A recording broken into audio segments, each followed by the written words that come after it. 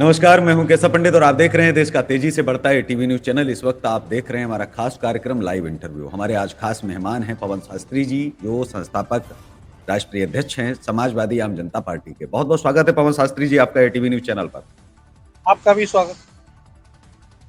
जी, तो ये जो समाजवादी आम जनता पार्टी है, इसको लाने का उद्देश्य क्या है? क्योंकि देश भर में तमाम पार्टियाँ चल रही हैं और तमाम दल हैं और सब काम कर रहे हैं पहले से।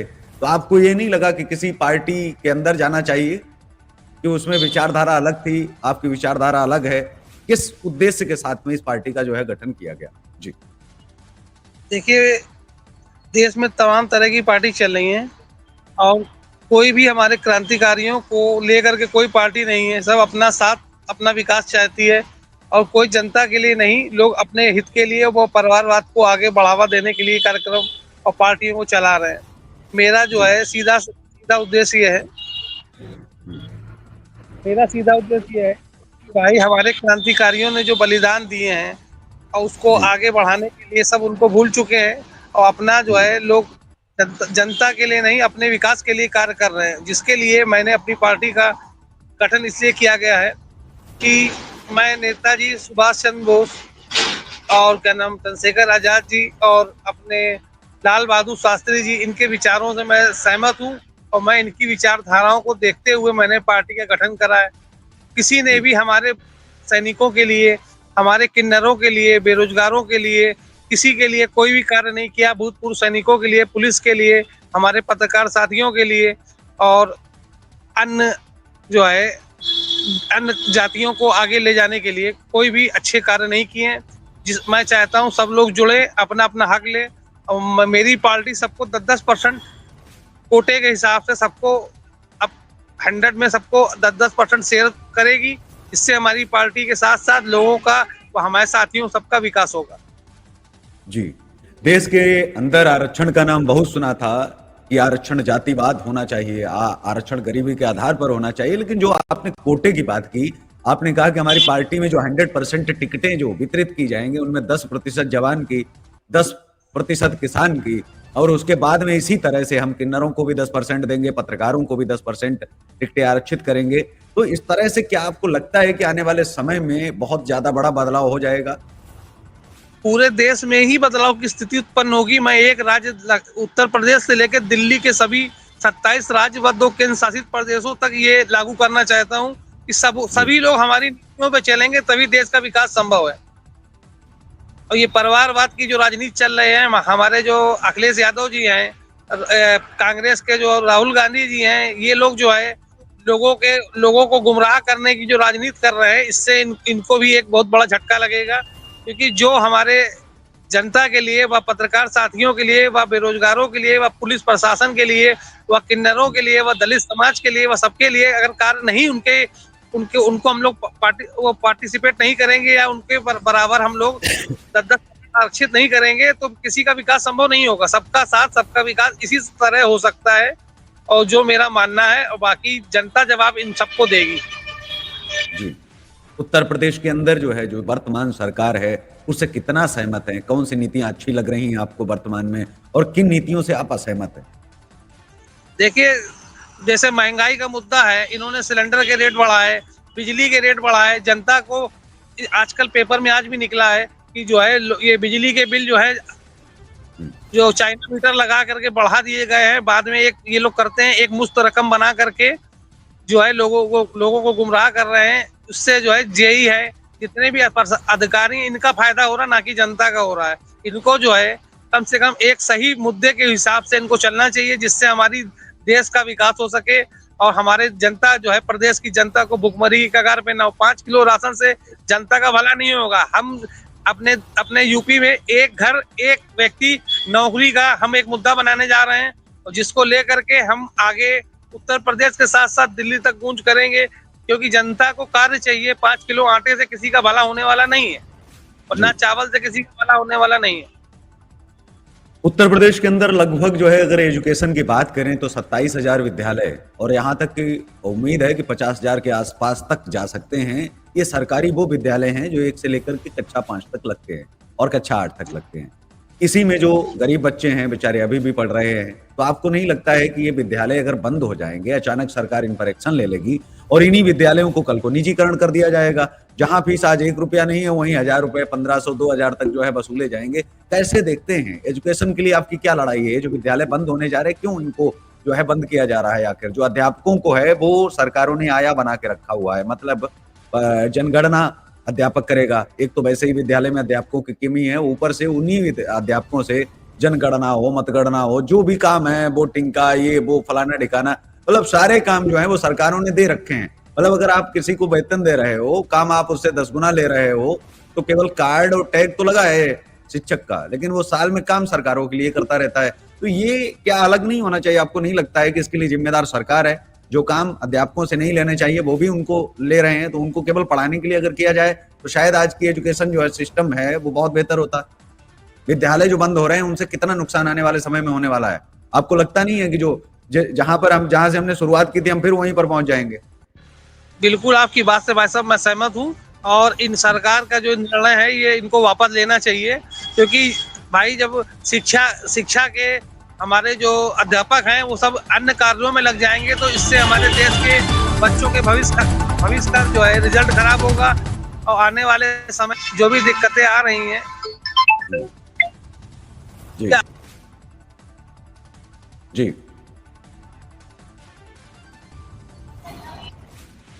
उत्तर प्रदेश में आप बहुजन समाज पार्टी जो एकदम डूबता हुआ जहाज हो गया है, बसपा है, चंद्रशेखर रावण वहां पर जो है आ गए हैं। उसके साथ ही बात करें समाजवादी पार्टी, उनके सामने भी बहुत सारे लोग खड़े हो गए। इन तीनों में कौन बेहतर है आपकी नजर में? योगी जी, अखिलेश यादव जी या फिर मायावती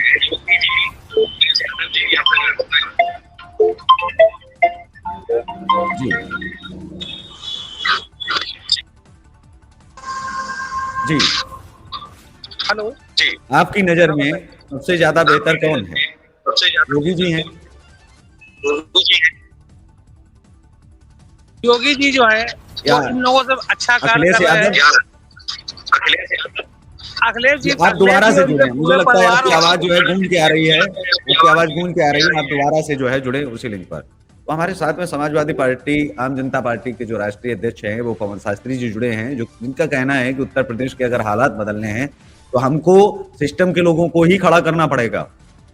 अगर पुलिस की आवाज उठानी है तो क्यों ना पुलिस से ही रिटायर्ड लोग आवाज उनकी बने, आर्मी की आवाज उठानी है तो आर्मी से ही रिटायर्ड लोग क्यों ना आवाज बने, संसद में, सदन में, विधानसभा में, हर जगह वो लोग होंगे तो अपनी आवाज उठाएंगे।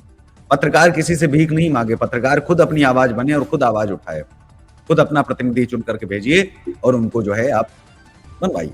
किन्नरों के लिए आवाज उठानी है, बेटियों के लिए आवाज उठानी है, जिसके लिए आवाज उठानी है उनको खुद भागीदारी निभानी पड़ेगी। राजनीतिक पार्टियों की अगर हम बात करें तो राजनीति दलदल नहीं है, ये युवाओं को सोचना चाहिए और युवाओं को बढ़ चढ़ करके भाग लेना चाहिए, ऐसा मानना है पवन शास्त्री का। वो चाहते हैं कि आने वाले समय में हर वर्ग, हर समाज से लोग आए ही आए, लेकिन हर सिस्टम से भी लोग आए, क्योंकि अब सिस्टम ही जातियां बन गई हैं।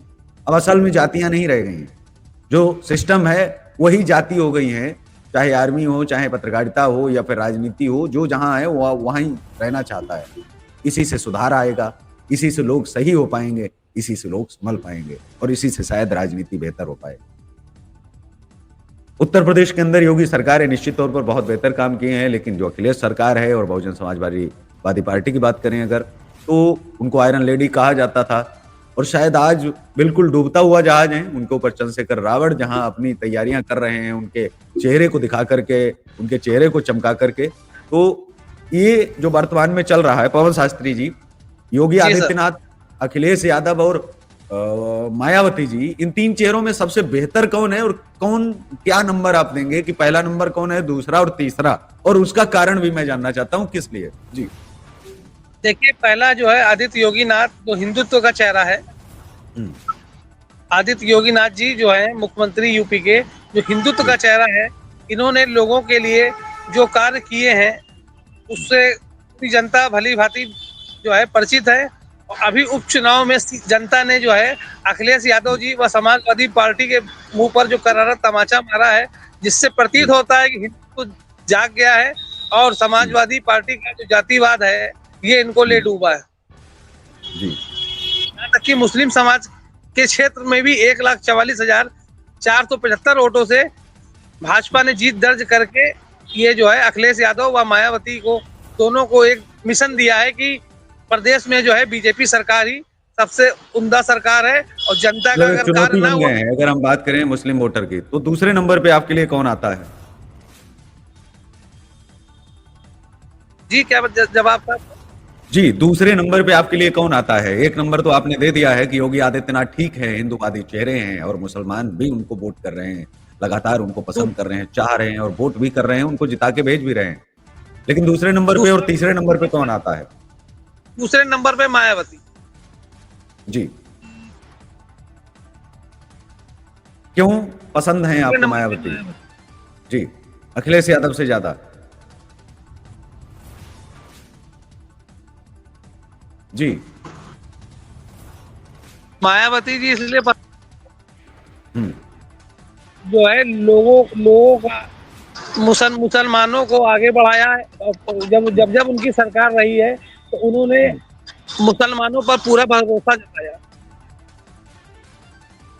जी, हेलो। जी, जी, बोलिए आप।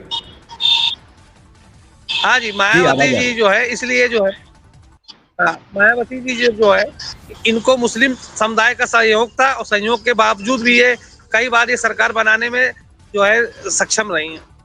जी, अब क्या ऐसा हालत हो गए हैं मायावती जी की कि उनकी आवाज को लोग अब सुनना पसंद नहीं करते हैं, उनके पास बैठना पसंद नहीं करते हैं, उनकी जो पार्टी सबसे टॉप पर थी वो इतना नीचे आ जाएगी, कभी सोचा था आपने? जी, देखिए ऐसा ना, जब ये बउआ और बबुआ वाली जो इन्होंने रणनीति अपनाई है अखिलेश यादव जी के साथ जा करके, तो जी, अखिलेश यादव जी के साथ जाने के बाद इनकी पार्टी का पतन होना शुरू हुआ है। हम्म, और उसी के वजह से आज आज मायावती की ये स्थिति है, ना उनके साथ लोग बैठना चाहते हैं, ना उनके साथ हम्म, कोई जो है मिलकर कार्य करना चाहता है। यहाँ तक कि मुस्लिम समुदाय भी उनके वोट बैंक वहां से खिसक चुका है। यहाँ तक कि उनकी जात के जी, लोग भी मायावती जी के साथ हट चुके हैं। जी, मतलब मायावती के साथ जो है, चाहे मुस्लिम हो, दलित हो, हर वर्ग के लोग जो है उनसे खिसकते जा रहे हैं और अब उनसे संभल नहीं पा रहे हैं। यही वजह है कि अब राजनीति की अगर हम बात करें तो राजनीति में अब एक तीसरा विकल्प लोग तलाशने का प्रयास भी कर रहे हैं। आम आदमी जी पार्टी जो एजुकेशन की बात करती है, बहुत तमाम चीजों की बात करती है, वो क्यों सफल नहीं हो पाई? आपने तो अपनी आंखों से देखे हैं, बहुत सारे सितारे लखनऊ के अंदर जो है डूबे भी और चले भी। तो ये जो सिक्के जो बढ़ रहे हैं, जो चीजें बढ़ रही हैं, क्योंकि लखनऊ में जो पार्टियां हैं वो एक तरह से पैदा सी हो गई हैं बहुत ज्यादा। आपको लगता नहीं है कि इनमें विचारधाराएं कहाँ मेल नहीं खाती हैं? क्या कौन सी विचारधारा हो? किस तरह से वोट को अब प्रलोभन दे पाने में आप कामयाब हो पाएंगे, सफल हो पाएंगे? और क्या वाकई में अब हिंदू हिंदू से पीड़ित होता जा रहा है? या फिर देखिए जो आप लाल मायावती, बहादुर शास्त्री की बात कर रहे हैं, जो आप लाल बहादुर शास्त्री की बात कर रहे हैं कि सुशासन शास्त्री जैसा होना चाहिए? देखिए बिल्कुल लाल बहादुर शास्त्री जैसा सुशासन होना चाहिए। हमारे चंद्रशेखर आजाद जी हैं, भगत सिंह जी हैं, सभी लोगों के इनकी विचारधाराओं पे नहीं, लोग जो है क्या नाम अपना डेवलपमेंट चाहते हैं, अपने परिवार का चाहते हैं। ये सब हमारे महापुरुषों को बुला चुके हैं और मेरी पार्टी महापुरुषों को लेके आगे चलेगी। मायावती जी ने भी यही कदम अपनाया था, महापुरुषों व बौद्ध धर्म को आगे रखते हुए इन्होंने करा, और मायावती भी गलत नीतियों को भटक गई है, जिसके कारण मायावती का पतन हुआ है और अन्य पार्टियां भी पतन की ओर जा रही हैं। जी, और मैं चंद्रशेखर आजाद जी के विचारों पर व हमारे पंडित लाल बहादुर शास्त्री जी के विचारों पर ही मेरी पार्टी व मैं पूरे यूपी से दिल्ली तक मैं इन्हीं के ही विचारधाराओं पर, इनकी नीतियों पर मैं चल के अपनी पार्टी को आगे बढ़ाऊंगा और अधिक से अधिक लोगों को मैं लोकसभा व विधानसभा व विधान परिषद में पहुंचाने की अपनी जिम्मेदारियों को पूर्ण करूंगा।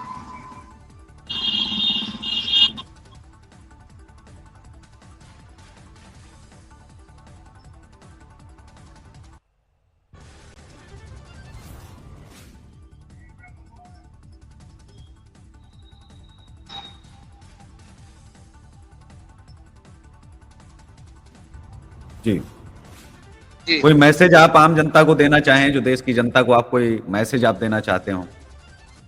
देखिए, मैं देश की जनता को ये मैसेज देना चाहता हूँ, 5 किलो राशन से, 5 किलो आटा दाल चावल से किसी का भला नहीं होगा, 150-200 रुपए से किसी का भला नहीं होगा।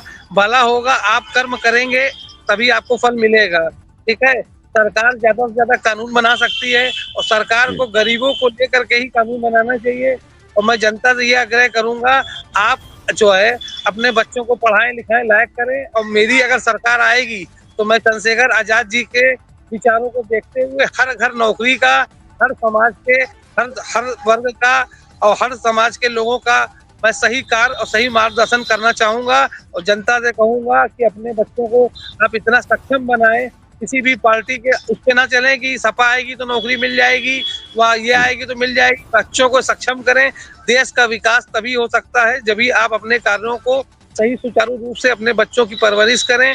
और मेरी सरकार आएगी तो मैं फ्री बिजली, फ्री पानी, मेरी सरकार आएगी मैं फ्री बिजली, फ्री पानी तथा जो हाई एजुकेशन है इसको मैं आधा करने के लिए मैं वचनबद्ध हूँ। मेरी सरकार आएगी तो इसमें जो है शिक्षा के लिए मैं आधा करूंगा, बिजली आप माफ करूंगा, बिजली का बिल साफ करूंगा। कोई जो मैं कहता हूँ मेरे वचन में और मेरे महापुरुषों के वचन में कोई भी भिन्न नहीं है। जी। ठीक है, तो आज हमारे साथ में पवन शास्त्री थे, जो लाल बहादुर शास्त्री, नेताजी सुभाष चंद्र बोस, चंद्रशेखर आजाद, भगत सिंह जैसे क्रांतिकारियों की विचारधारा को आगे बढ़ाने का काम कर रहे हैं, प्रयास कर रहे हैं। और वही जो है, जो आज के युवाओं में खोता सा जा रहा है, वो विचारधारा, वो क्रांति भरने का प्रयास कर रहे हैं। तो मेरी भी अपील रहेगी लोगों से कि इस पार्टी को एक बार देखें और इस पार्टी को एक बार समझें, आप विचारों को सुने भी। जो पवन शास्त्री जी हैं, क्या कहना चाह रहे हैं, क्योंकि देश के लोगों को जोड़ने का प्रयास कर रहे हैं। हर एक पार्टी जब नई आती है तो कुछ नई चीजें, नई विचारधारा और नई उम्मीद लेकर के आती है। लोगों को जुड़ना भी चाहिए, सहयोग करना भी चाहिए, क्योंकि हर दल की अपनी विचारधारा है। तो इसी के साथ इस कार्यक्रम में बस इतना ही। हमें दीजिए इजाजत। नमस्कार, जय हिंद, वंदे मातरम। और आप देखते रहिए देश का तेजी से बढ़ता एटीवी न्यूज चैनल।